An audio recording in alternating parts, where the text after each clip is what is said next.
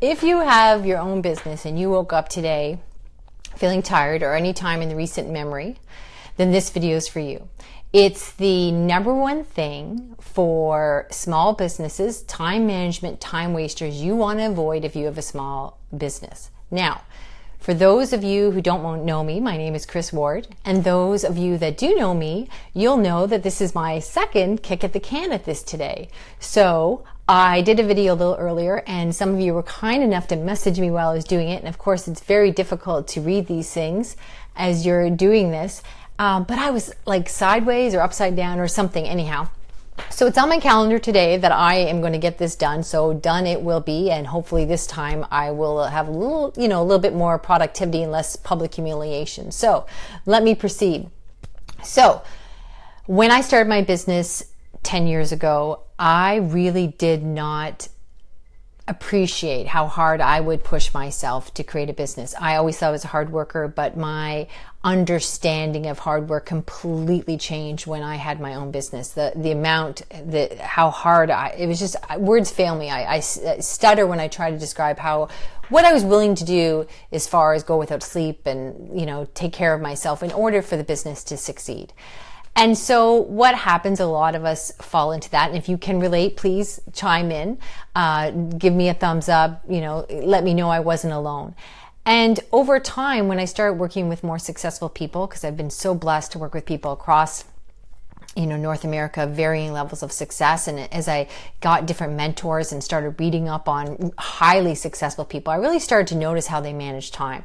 And that led to our book, my book that we've written, and you're going to hear more about it in the upcoming weeks. Win the Hour, Win the Day, Time Management for Small Business, 4-week productivity plan to go from overwhelmed to highly efficient and reclaim your life. So it really is that simple. It really is about going from chaos to calm, busy to productive, and it really allows you to get back into loving what you do without learning new kinds of programs and all this complicated systems. There's just some really basic stuff that, some of us are doing wrong or that could enhance and improve our efficiency in the day.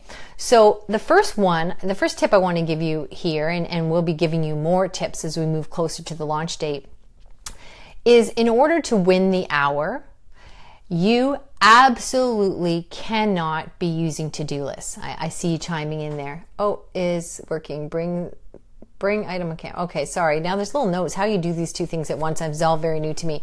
But you can't multitask. We do a whole chapter on that. You cannot be using to-do lists. All right.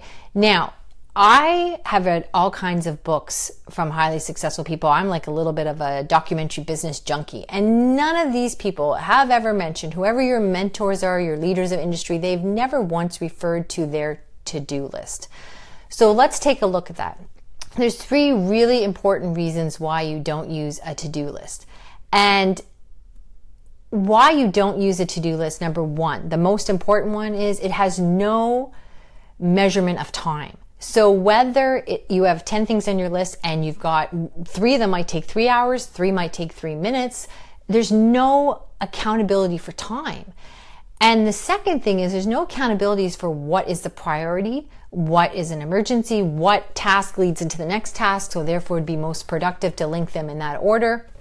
And the third, and I think maybe the most important, is that it creates like undue and unnecessary and unlimited stress.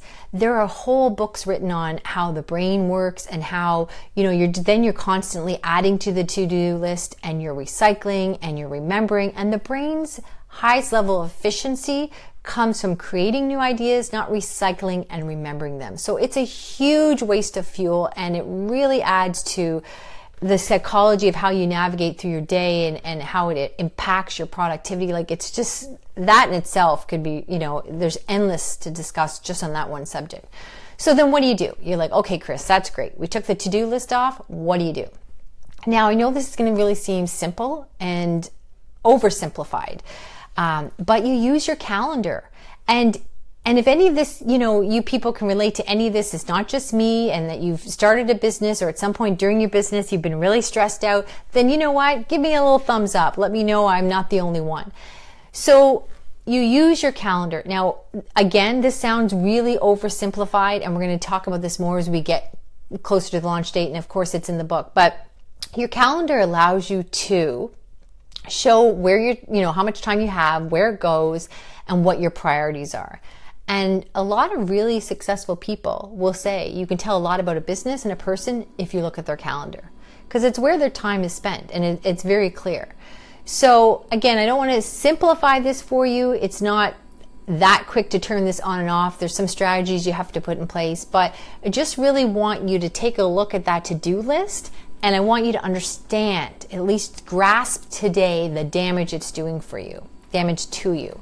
So I don't want to rail on too much here, because I am really passionate about this subject, and I don't want to get too deep into it because we've got a lot to cover, and we've got a lot of really exciting things coming up with the book launch.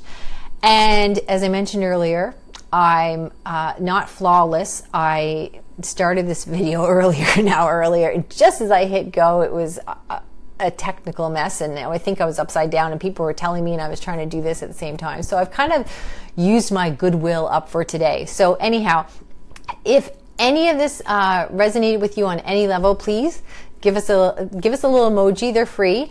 And look for our upcoming videos where we start to give you more and more details about some really simple things you could do to get from chaos to calm, and to understand the difference between being busy and productive, and to get those evenings and weekends back.